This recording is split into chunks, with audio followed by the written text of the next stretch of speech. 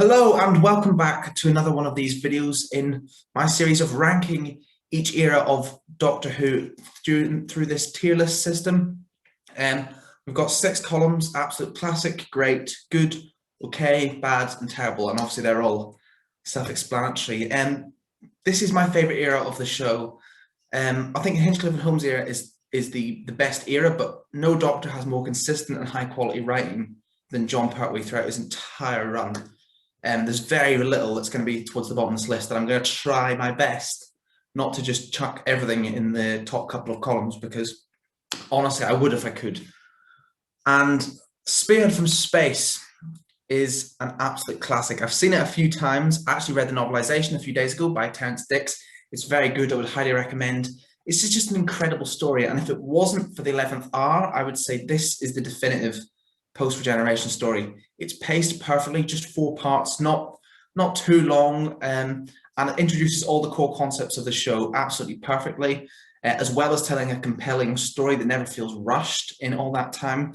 Reintroduces the Doctor's alien biology, all the core ideas, time travel unit, the Brigadier, gives us Liz Shaw. The Autons are fantastic. There's lots of iconic imagery. It's very well paced at 4 parts, and it has a nice fun tone that a lot of season 7 doesn't really have.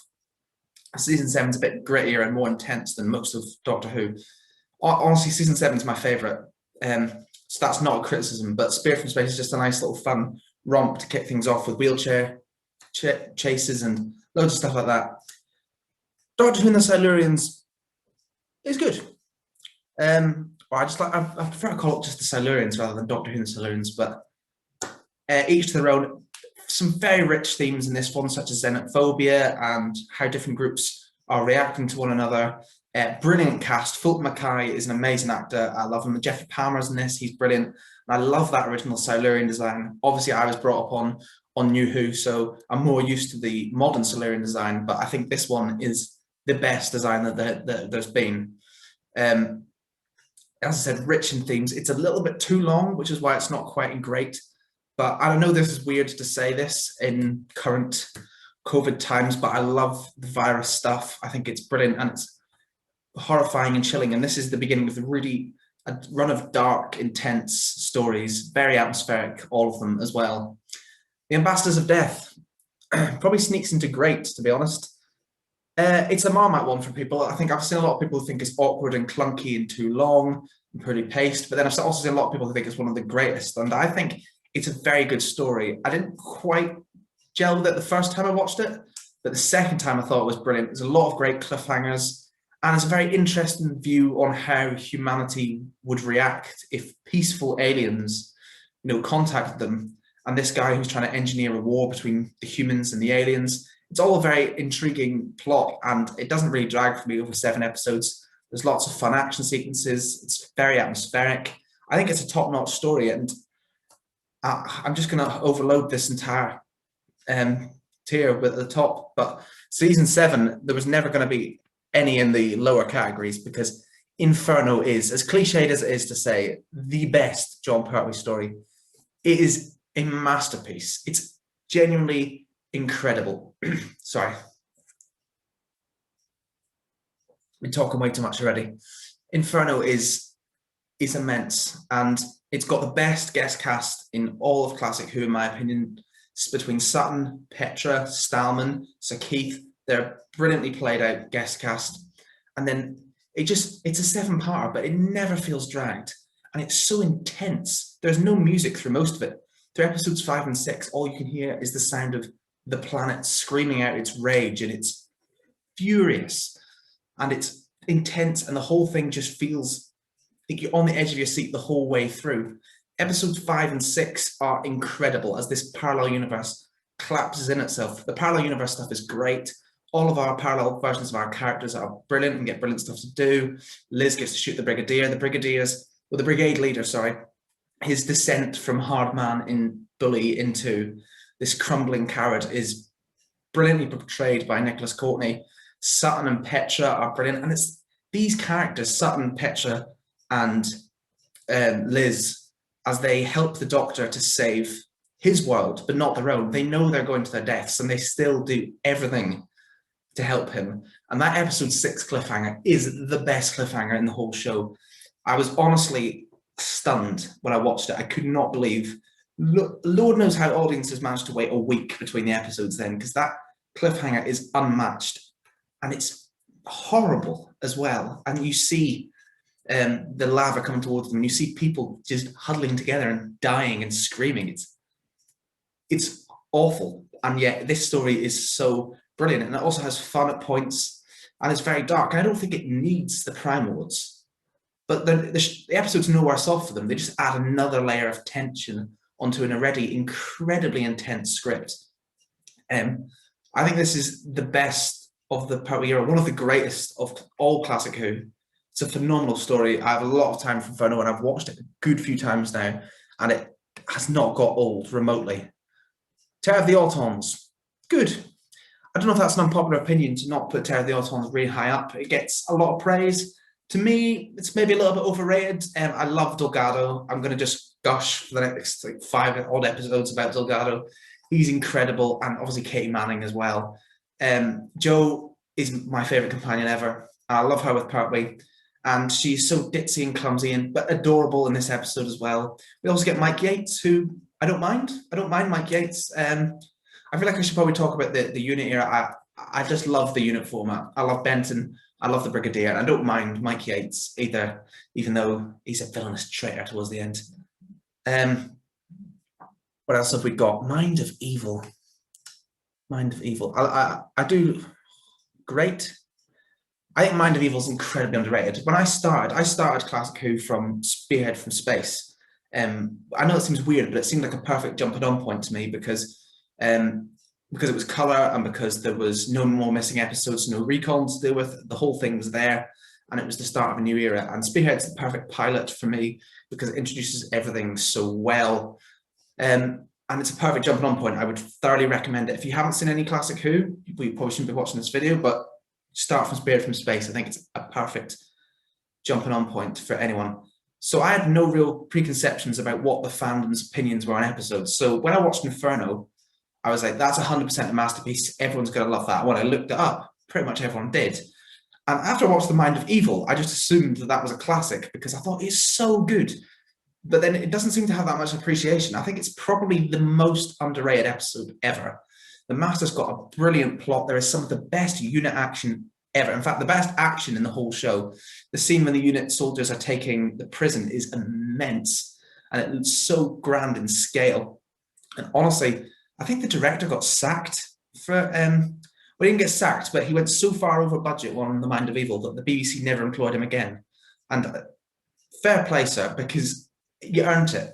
You absolutely, that warranted, it's a beautiful episode. And I feel bad putting in great, but I don't want to overload the classic column. But just talking about it makes me want to put it in absolute classic. Joe's amazing. The Brigadier gets great stuff. There's an individual character arc for every single character over the course of the episode. You know, from Benton to Yates, everyone gets their moment. Delgado's at his, I'm not going to say his best because I'm going to say that in every single one, but he's great. Honestly, actually, I'm putting it in absolute classic. I think it's that good, and it deserves way more love by the fandom. I think it's a phenomenally underrated story and the pinnacle of season 8 for me. The Claws of Axos is okay.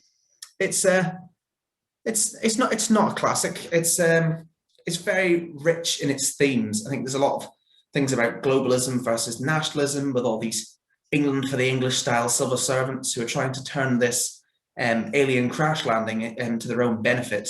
The Axons, I don't like their spaghetti form, but I simply don't like them because the gold design is so gorgeous that they should have kept with that.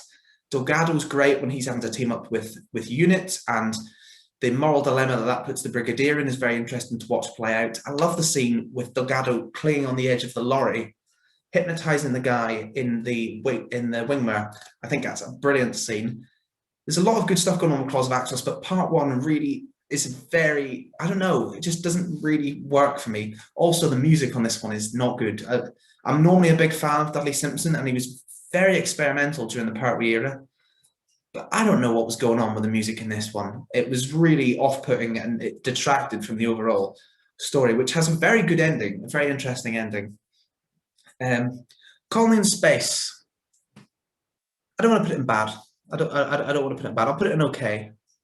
I like Colony in Space well enough, but I think its problem really, if it was just a middle of the Triton era, I would accept a story like Colony in Space. But we've been on Earth now for over a year and a half, a season and a half, sorry.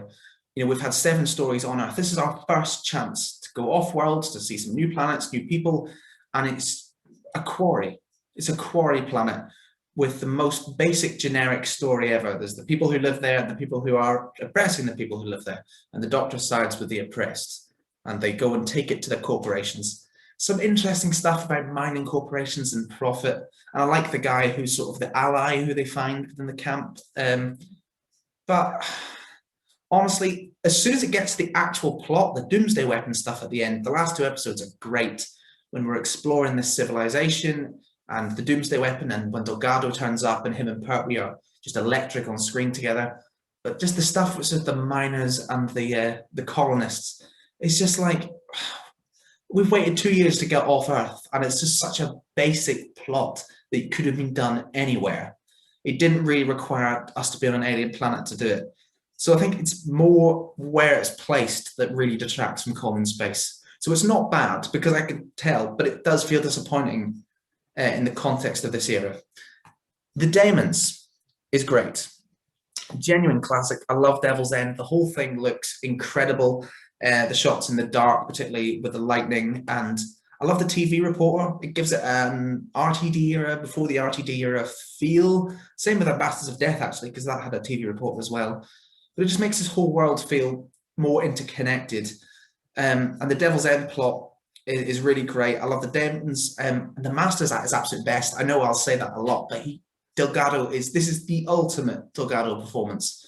He's so satanic and creepy, and he's still as suave as ever, and he's still using Miss Grant, and then he threatens to stab Miss Grant and offer up as a sacrifice, and his manipulation of all these villagers. And it's so, same with Terror of the Autons, actually, it's so unnatural. The maypole dancing, everything is so creepy and unnatural in a way that it shouldn't be, because it's just normal stuff, but it's a little bit twisted, and it makes you feel a little bit. The only thing that's keeping out of Absolute Classic is the ending is a bit nonsensical. But at the end of the day, it's got the chap with the wings, it's got 5 rounds rapid, it's got some genuinely amazing stuff, a great chase sequence between the helicopter and Bessie as well. And it perfectly ties up season 8 with the Master and Unit and Joe and the Doctor's relationship. Everything feels very tied up in a way that most classic seasons didn't. Because I suppose this is a rare instance of a classic Who season having an arc. And the arc in this case is just the Master in every single story.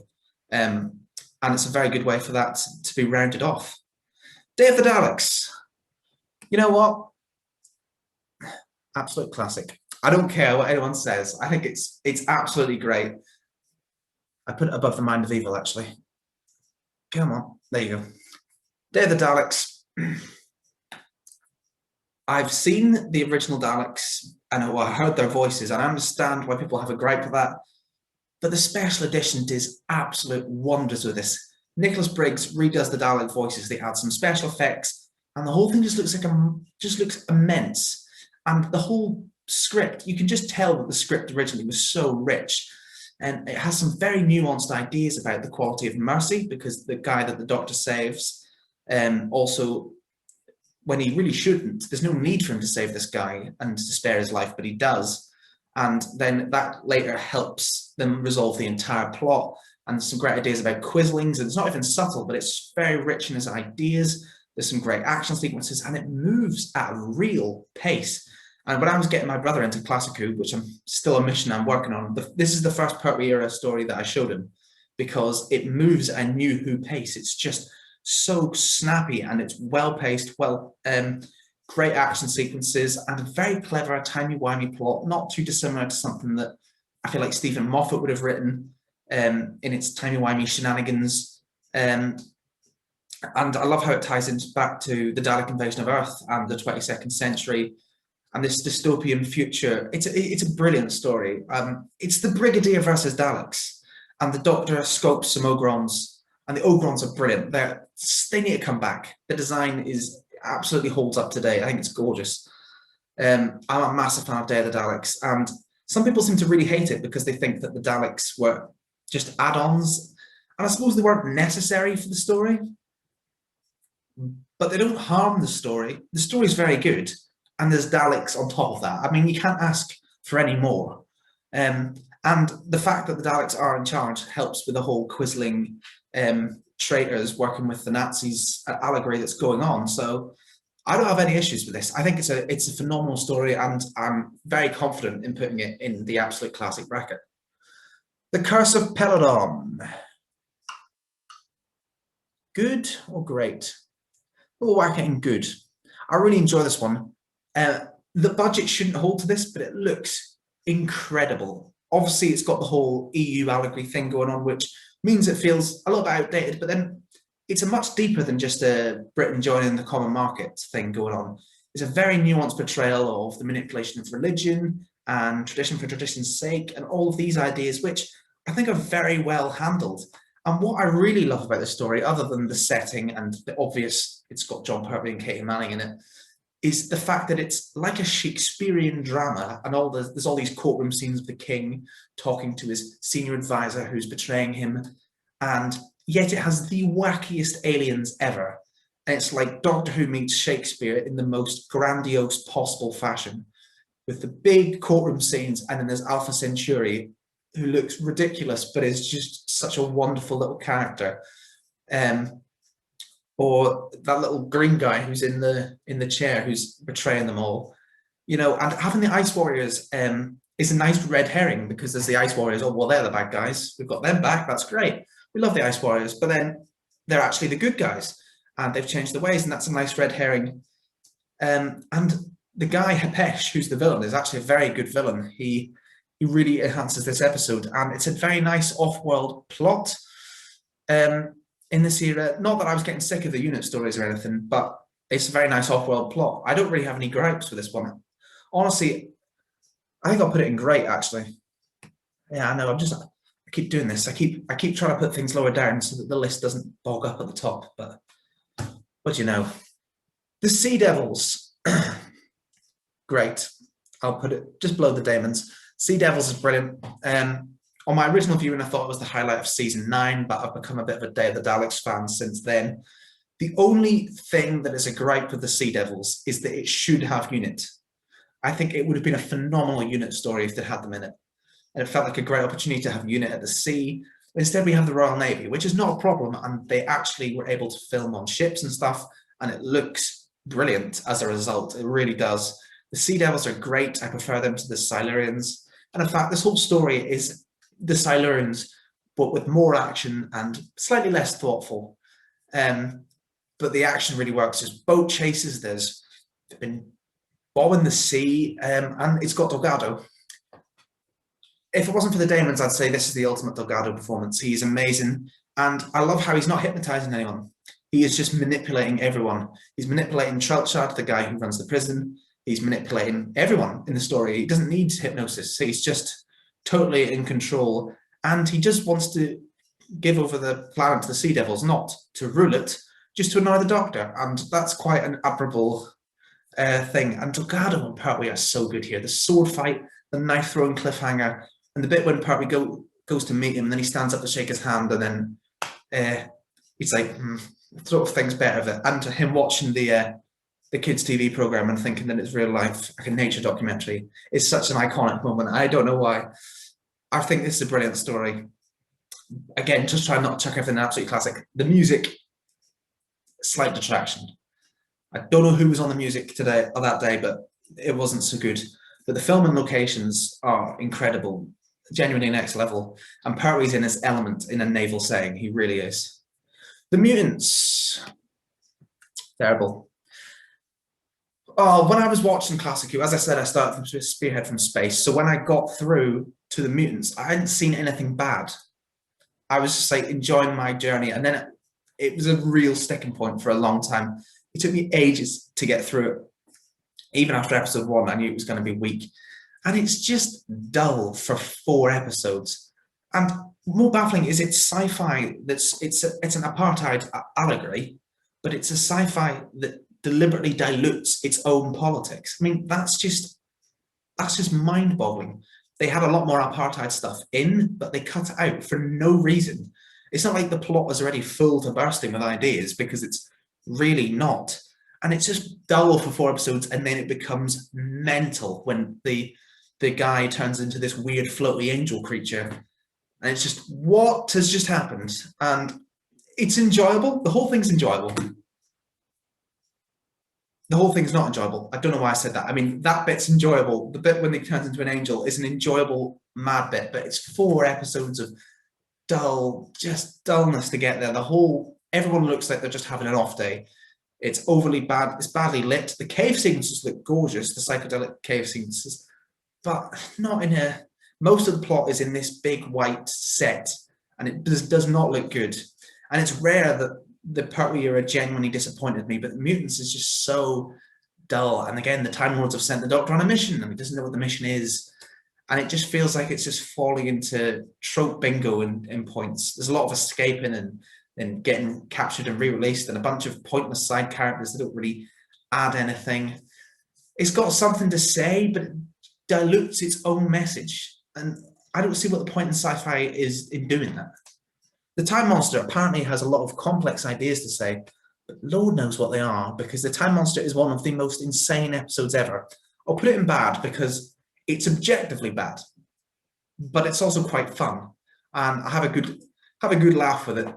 It's sort of episode I can totally sympathise with anyone enjoying it, because I can see it's total bonkers and it's fun. The Benton gets turned into a baby. There's Atlantis. Delgado is just chewing the scenery. Some lovely set design. There's a massive monster. There's some crazy design. The Doctor makes some weird thing out of spoons and corks. It's just, I don't know what the flip's going on. Action sequences are just filmed in the most bizarre way possible. Everything feels weirdly off, and it's bad, and it's rubbish, but it's not unenjoyable to watch. And that's the thing that keeps it out of the terrible tier. I wouldn't be like, no way am I watching the Time Monster again, because it's fun. And it's bad, but it's fun. And that's all I can really say about it. Also, it has a gorgeous scene between John Pertwee and Katie Manning with the Daisiest Daisy story. I think that's a great scene. Let's get positive again. The Three Doctors, absolute classic. And this is on more than just a fan servicey level, because when I first saw this story, I hadn't seen Troughton or Hartnell yet, because I started with Pertwee, as I said. And this story was already amazing. Omega, I'm even prepared to stand up for those weird jelly things at this point, because I think they're great in a weird kind of way. I think the set design as well, I'll defend. I love the music, I love the plot, I love Omega, I love the interactions between the Three Doctors themselves, particularly Troughton and Pertwee, but also William Hartnell just coming in and stealing the show from that screen. Joe's great. We have a great guest cast. We have 2 of my favourite TARDIS reactions ever, in Benton taking his hat off and just being like total shock, and the Brigadiers, so this is what you've been doing with unit funds, which I love. And apparently a lot of my favourite Brigadier moments were all improvised. The salute and a couple of his lines were improvised, and by Nicholas Courtney, they were improvised and added in, and I think they're brilliant, genuinely brilliant. I only know that because this is the one episode where I watched the commentary, and it just made me love it even more, because we had Nicholas Courtney and Katie Manning telling all these stories about it, and I just fell in love with it even further. I think it's an amazing episode. Behind Day of the Doctor, as far as multi-Doctor stories go, but I don't think, even without the multi-Doctor element, I think it's a great story. Antimatter Universe, Time Lords, Time Lord Law, Omega, mental shenanigans going down, you know, Benton and the Brigadier becoming companions. Everything's great. Everything is great. It's not quite Inferno, but it's second to it. Carnival of Monsters. I'll put that in the great column as well. Look at the top of that list. Carnival of Monsters is bonkers in an amazing kooky 60s kind of way. This is the sort of plot that the Pertwee era didn't sort of do very often, just totally let loose, no frills, just had that flipping mental time, did whatever they wanted to do. genuinely crazy, and I love it. Ian Martin's in it, and he's great, and he deserves a lot more credit for that role. It's just a very fun story. It's wacky, it's colourful. There's some great cliffhangers in the weirdest way possible, and it's a story that I would highly recommend to anyone who hasn't watched this era, just for fun to watch, because it's a great viewing experience. You can see just how far Joe's come. I love the Drashigs. I think they're brilliant. There's also this era's only shot of a Cyberman, if I'm correct. Yeah, Carnival of Monsters. I'm running out of superlatives to talk about these stories because they're all so good. Frontier in Space. Okay, but above Claws of Axos. Could push into good, but it is a bit long at 6 parts for just getting captured and everything. But it has the 2 best monster designs in all of Classic Who, Ogrons and Draconians. The whole thing looks amazing, and this is world building on a budget, and it works incredibly well. And it really sets up this big, epic war. The only problem is that we never actually get that war. But the moment when the Master walks over the cliff and the Daleks move up from behind him is insane and immense. It's sad that it's Roger Delgado's last performance because he doesn't really get a proper goodbye. But man, do him and Katie Manning sell this episode. Just on every level, they're incredible.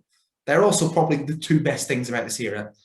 I say that, but Nicholas Courtney and John Pertwee. So, Planet of the Daleks, I possibly put above Frontier in Space, just on it's more interesting.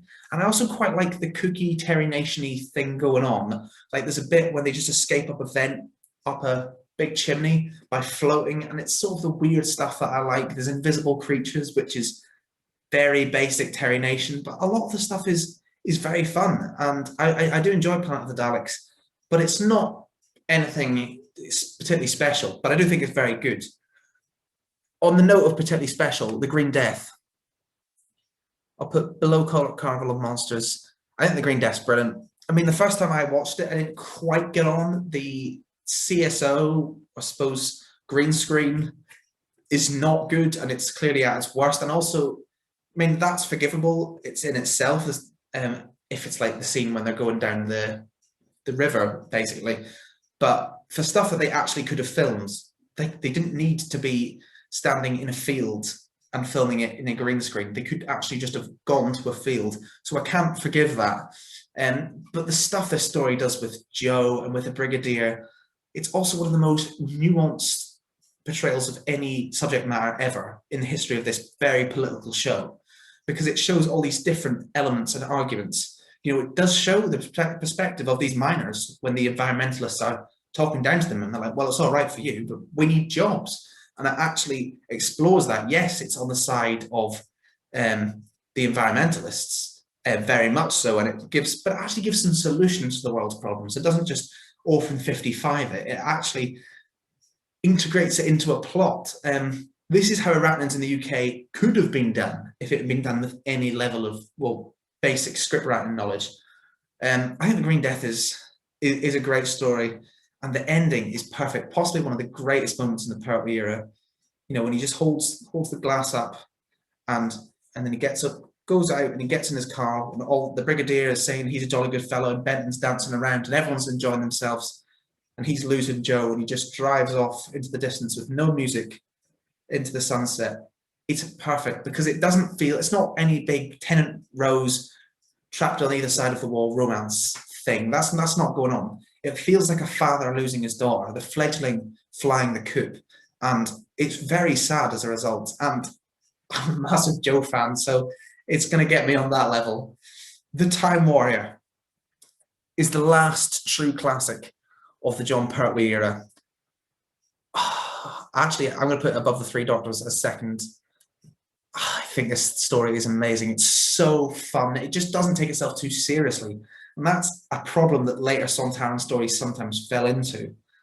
They either took themselves too seriously or they took themselves way too not seriously. This has them at their perfect tone. They're a sinister threat, but the story is still having fun. Pertwee is on all levels of fun, chucking stuff, swinging on a chandelier at some point, having sword fights. It's full on bonkers, bombastic fun, and it's the only historical story of the Pertwee era, and it's the introduction of the pseudo historical that we sort of have now. I don't know if that's how you pronounce it, but you know what I mean. And I think that Lynx is the best Sontaran. Pertwee's at his best in this story. Sarah Jane has a great introduction.